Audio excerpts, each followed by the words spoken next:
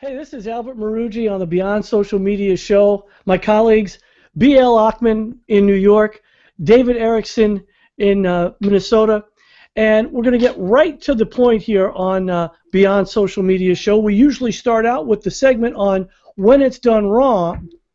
And do we have a royal baby done wrong? Could that be possible, colleagues? Everything about it's been done wrong.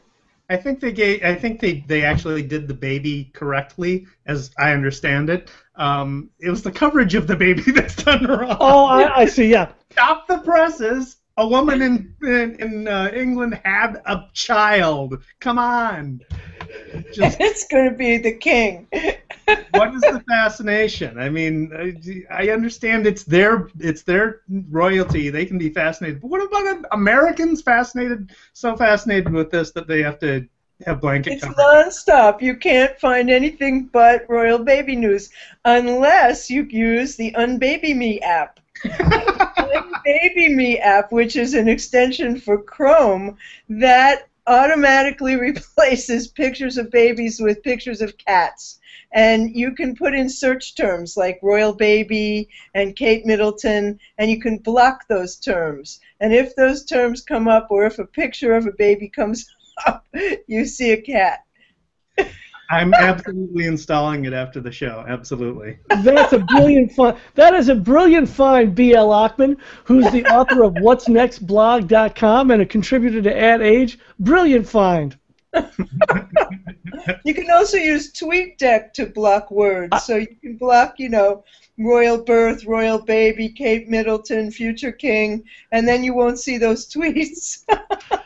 I will say one thing. I did get a nice little favorite on a tweet today because the name, at least as of earlier today, hadn't been revealed that I saw. Yeah, they're not going to tell for a week for some reason. Okay, and I tweeted, royal baby name, ? I want to know his Twitter handle. Have they got one? You better go grab royal baby. Yeah. That's what they're probably basing the name on, to see if anybody's got the Twitter handle. And fake royal baby. David, okay. You have a couple of other examples of when things go wrong. You've got a little thing here from ESPN. What's your beef? Right. Well, ESPN is grabbing some new personalities. Nate Silver, who many will remember from his 538.com blog, and then he moved over to the New York Times. He's a statistician. He basically predicted the outcome of the election based on his analysis of statistical analysis of the polls. He's going to ESPN, where he will resurrect 538.com and use the statistical analysis of sports as well. He'll be doing politics as well. And they're bringing back Keith Olbermann, who, of course, is a famous At ESPN, he's doing politics? Keith Olbermann, this guy never dies. Exactly. He's coming back to ESPN, where he sort of gained his start as he actually was a sports commentator, so he has some experience in that. He's going to come back and do a sports show, but he's also a political figure. And so it's just it begs the question, is ESPN going political? Now, they had Rush Limbaugh back in the day, remember? And he resigned after he had his drug issues, but he also made controversial remarks about Donovan McNabb. Dennis Miller was a host of Monday Night Football. He was more of a comedian, but he's also political, and that didn't really work out. So it's just a fascinating story about. Well, these don't sound like they will either. Sports and politics. These don't sound like they will. Yeah, I don't think they really. And you have to wonder why the New York Times. You have to wonder why the New York Times didn't want to keep Nate Silver. They should have been fighting harder for him. He's a real asset. Yeah, he is. But it's two trends. It's politics and sports, which I don't mix. But sports and statistics, which absolutely mixes. Right. You're seeing more and more of it now in all kinds of coverage of sports. So that's just.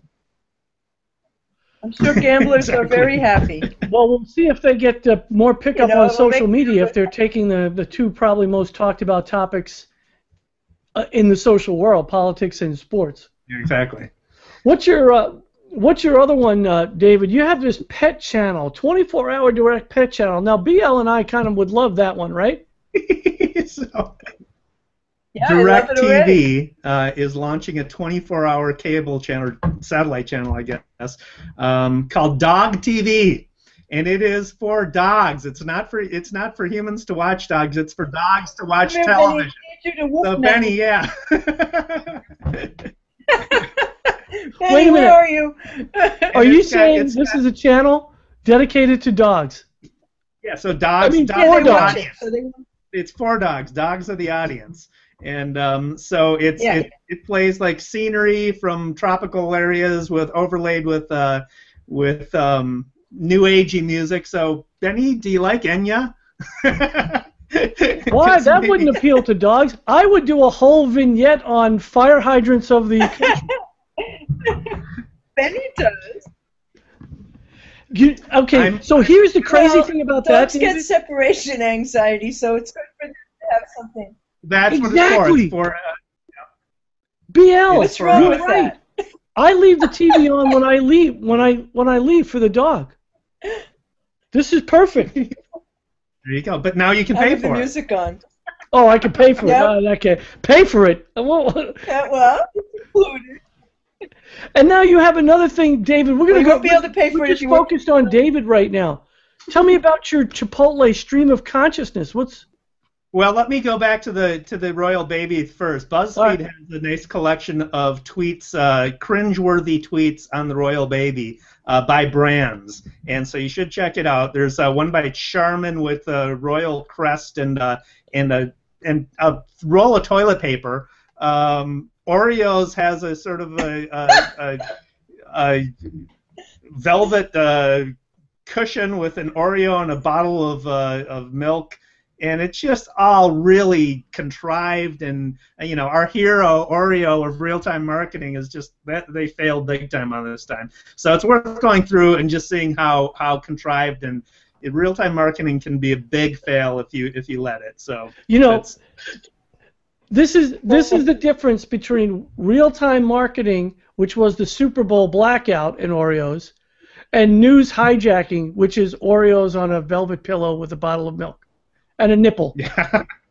Yeah. So yeah, be careful what you tweet. That's always the admonition. So Chipotle, apparently it looks like their account was hacked because they had a series of just bizarre tweets. And again, BuzzFeed has a nice collection of them here. And it starts out with a tweet by the Chipotle account that just says Twitter. Another one that says Twitter. And Twitter friends search bar. Do I have a tweet? Wait, or Twitter, find avocado store in Arva. Hi, send to... It's just stream of consciousness tweets. And It sounded like somebody was tripping. it does. It sounds. I think it sort of feels like somebody thought they were sending DMs to somebody, and they're really live tweets. Because then they're looking for an avocado. Okay, so then what? Did they blame it on the intern? They didn't blame it on the intern. They just said they ended it by saying a guy named Joe came on and apologized. Sorry, all. We had a little problem with our account, but everything is back on track now! Exclamation point. Joe. So that's all the explanation we got. It's just That's to funny. read them all. It's really funny. Yeah, it's bizarre.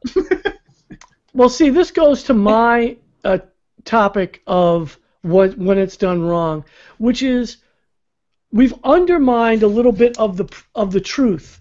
Whether we've done it because we've upped the ante in being able to kind of prank people, or we've upped the ante by content marketing and trying to come up with crazy headlines that attract your attention. So here I am watching the Huffington Post, just some headlines, and I saw this headline: Tiger Woods barred from the British Open, and it was based on race.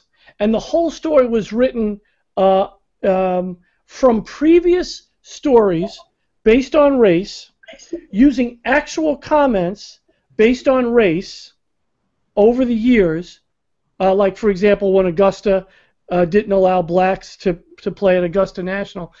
Anyway, at the bottom of the story, it was okay, you've been pranked, now replace black with women. And they were making their point that at Muirfield, where they were playing the British Open, didn't allow women, or was only by invitation could they play, and they were not allowed in the clubhouse. And so it kind of got me a little peeved because so it wasn't a real story like that. What? It wasn't a real story. It was just a cobbling together a bunch of old news stories to make. Well, it was a real story in that the writer was making a point that prejudice and discrimination still goes on. Only in this particular case, it was with women. But she decided to make that point by using blacks and race. And so it just made me feel like I kind of got suckered into something, and you basically hijacked Tiger Woods' name in order to make your point.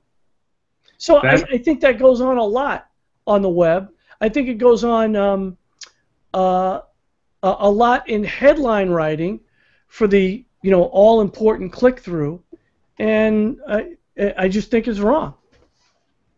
Well, it's a bait and switch. It sounds like a bait and switch, and I wouldn't expect that from a news, or even the Huffington Post, which I don't know if you can call them a news organization, but well, they cobble together a bunch of stuff that other people have reported mostly, and then they SEO it. So yeah, right. So do a lot of people. That's not uncommon. That's what everybody does. Doesn't your content get ripped off? Mine sure does. But this is my point. In some ways, you're. Well, it's hard to say everyone's welcome.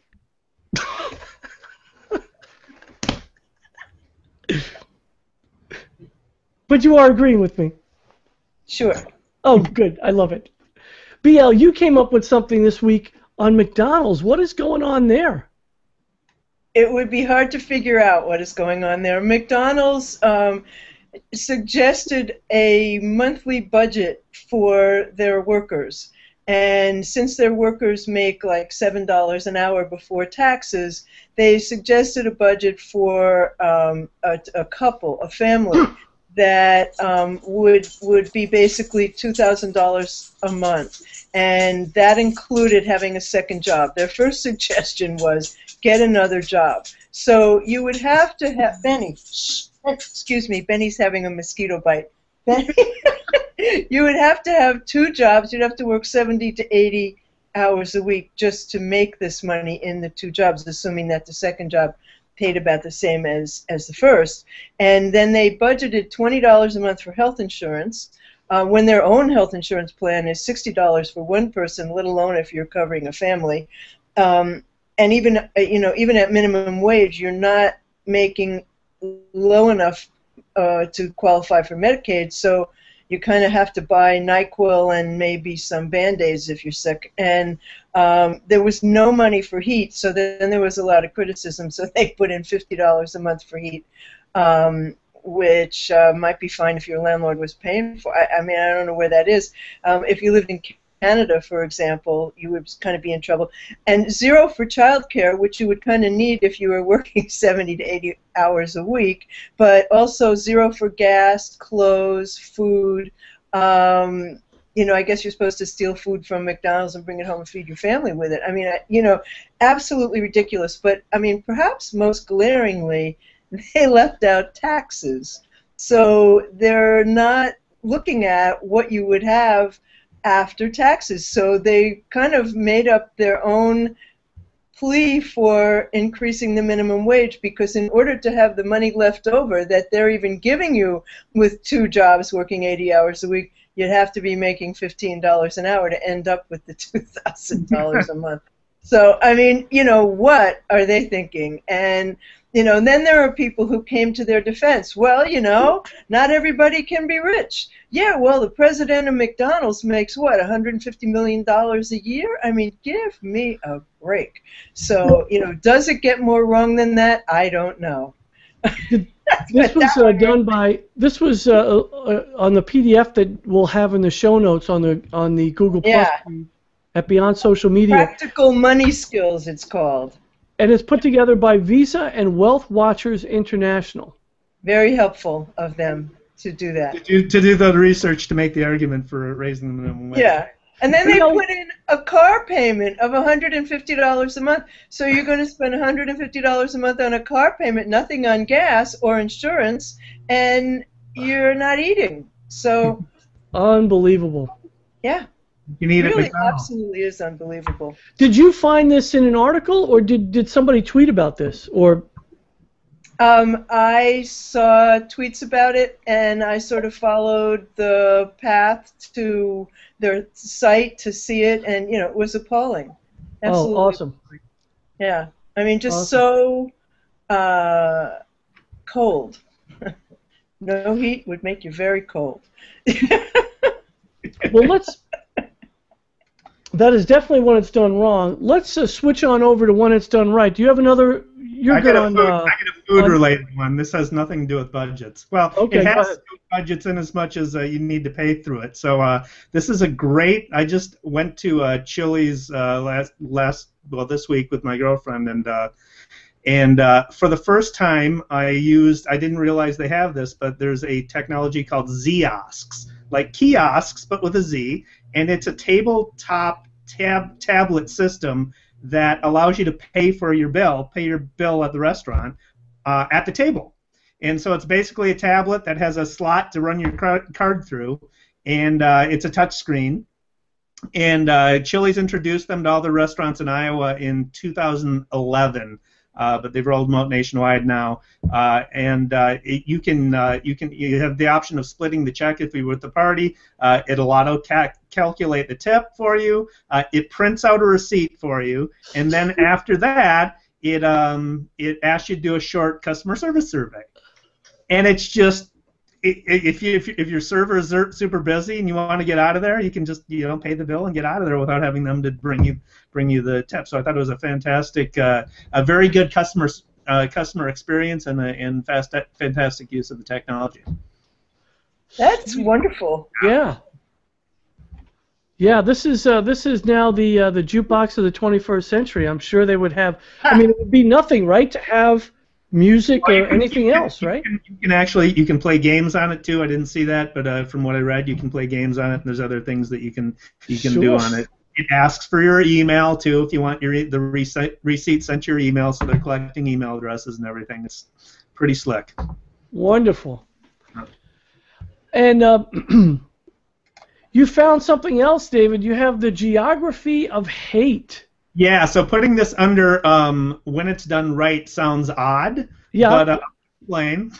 So there's a geography of hate map that was put together by Dr. Monica Stevens of Humboldt State University, which identifies the geographic origins of online hate speech using tweets. And so the reason it's done right is it's an amazing use of data mining, basically.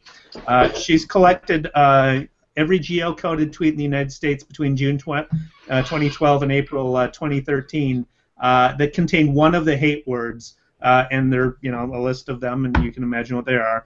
And it involved more than 150 tweets that were individually evaluated by undergrad students to determine the sentiment. So it didn't rely on any algorithmic sentiment analysis. It actually was a person analyzing it. So you can go to the site, search for geography of hate map, you'll find it, and see the basically a heat map overlaid of the United States of where people are tweeting hate, basically. And unfortunately, there's a couple of big hate spots in my home state of Minnesota, and I'm sad to learn that, but it is revealing. So. Well, one other caution though, you have to really zoom in, because if you zoom out all the way, 2/3 of the U.S. is hateful. That's right. Yes, you do. You have to zoom in to see the specific geographic location. I wonder if there though is a time correlation here, David, between state referendums. No, it is. I wondered what was happening during that period of time too. So yeah, it would be interesting to look back and see that. It would be great if you could play it over time. It's not a real time thing. No, it's based on a set of data. So Mine is, David, I know you and I love sports. I tell you, both the NFL and the NBA, I think, are the two leagues that have really tapped social media and made their sport a year-round engagement venue.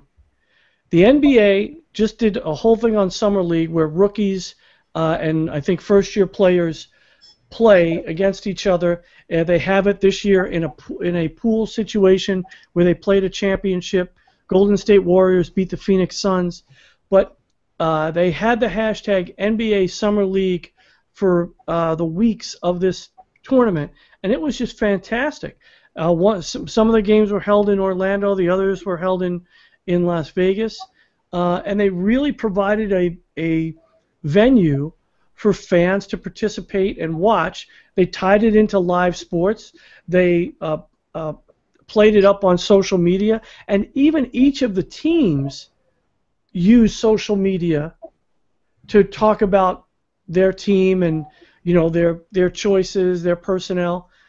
What's your take on the way both? And I mentioned the NFL as well. They've done a great job in making it a 12-month engagement. Yeah, well, I defer to you on basketball because it's not a sport I watch, so I haven't paid attention to them online. But with the NFL, they produce content year-round. The NFL Network, they have their own network on cable. Their website is a major sports news destination, and each individual team has done to varying degrees their own brand journalism. Basically, the Minnesota Vikings, for example, have their own television studio. They have video recordings and interviews. They do a lot on social media, Facebook, Twitter, etc. So and then you've got individual players who are very active themselves. So you put all that together, and you've got pretty much 365 days a week coverage, except for the month of July.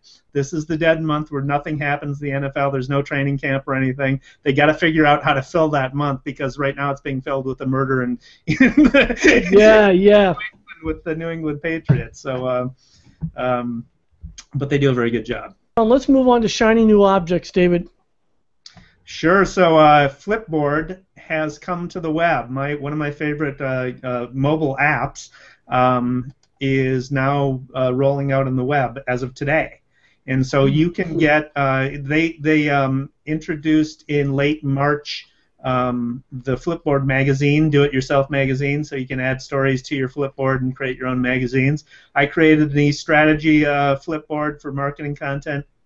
And in late March, since they introduced that magazine format, they've added 25 million registered users.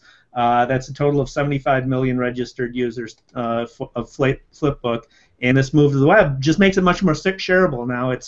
It's easier for people to share it on social media, so it makes a lot of sense, and it works obviously you're not touching your screen if you don't have a touch screen, but it works essentially the same way as the Flipbook does on the mobile app. So very nice addition, a logical move for them too. I'm a Flipboard. I've used Flipboard when it first came out, and then I talked about Zeit, would you say that Zeit is similar to Flipboard? I think it's similar. I like Flipboard better. I just do. It's prettier, and I think that matters a lot. Yep. I actually use 360 News, but that's not the same animal, but similar type of service. But yeah. I have a shiny object, but you know what? It's not a technology, David. It's a guy that I have followed. I met him up in Duluth when I was moderating a panel for the social media breakfast up there and Verizon. And we were talking about at this panel photographs and using your mobile device as a camera. And this guy takes incredible pictures just using mobile cameras. His name is Tim Landis. He's on Instagram, and you could follow him as Curious2119. And he's traveled the country in taking pictures, and he kind of works with people on how to take pictures and kind of shares his thoughts on what's visually appealing image. And once you go to his Instagram page, it's fantastic. Let me follow up on your Instagram. I've got a photo related shiny new object that Facebook has introduced for brands, photo comments. So a while ago, for individuals, you were able to respond to comments on Facebook threads with a photo by uploading a photo for your comment. Now brands can do it. So that's a quick shiny new object that we'll add to the mix.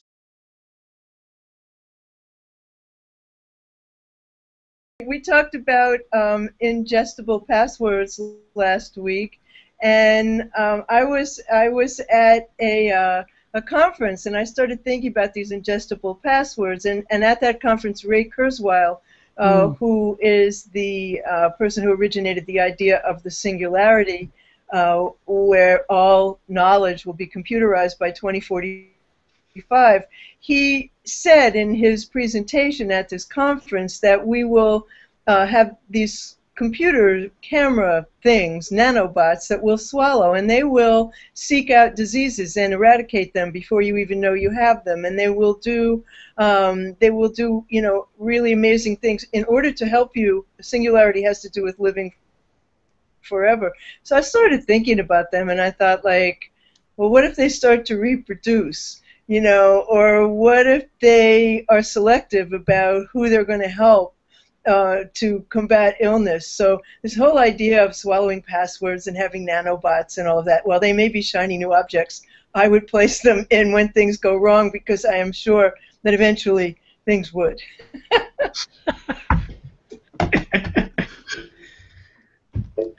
Touche, touche. David, let's go on because we're running out of time, but I want to get to your daily numbers.